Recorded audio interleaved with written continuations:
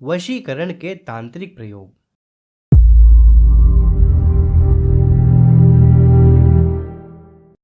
तंत्र शास्त्र की गुप्त प्रक्रियाएं जो हठात किसी मनुष्य को अर्ध निद्रित करके वशीभूत कर लेती हैं, बहुत कठिन है।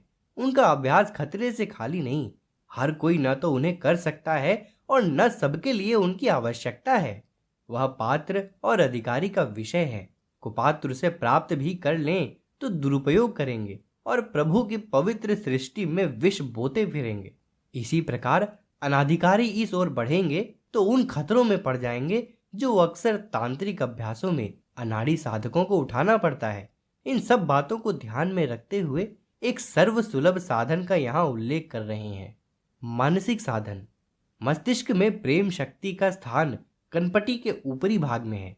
अपने इस स्थान को जागृत करने के लिए निम्न प्रकार अभ्यास कीजिए। रात को 8 और 10 बजे के बीच किसी एकांत कमरे में जाइए।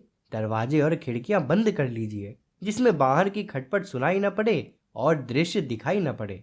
प्रकाश बहुत ही मंद हो। एक पतली बत्ती का दीपक टिमटिमाना या छोटी मोमबत्ती जला लेना पर्याप्त है। मेज कुर्सी का प्रबंध हो सके तो उत्तम है। न हो तो आसन पर 1 फुट ऊंची लकड़ी की संदूक को सामने रखकर उत्तराभिमुख बैठ जाइए। यह कहने की तो आवश्यकता ही नहीं है कि मल मूत्र से निवृत्त होकर एवं हाथ पांव मुख आदि धोकर अभ्यास पर बैठना चाहिए।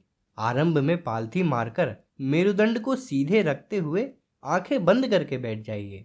10 मिनट तक मन ही मन ओम, राम या जो मंत्र प्रिय हो उसे जपते रहिए और मन को एकाग्र करने का प्रयत्न कीजिए।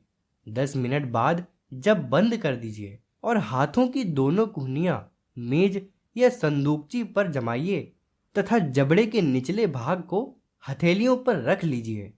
उंगली को ऊपर कनपटी की ओर उठा दीजिए।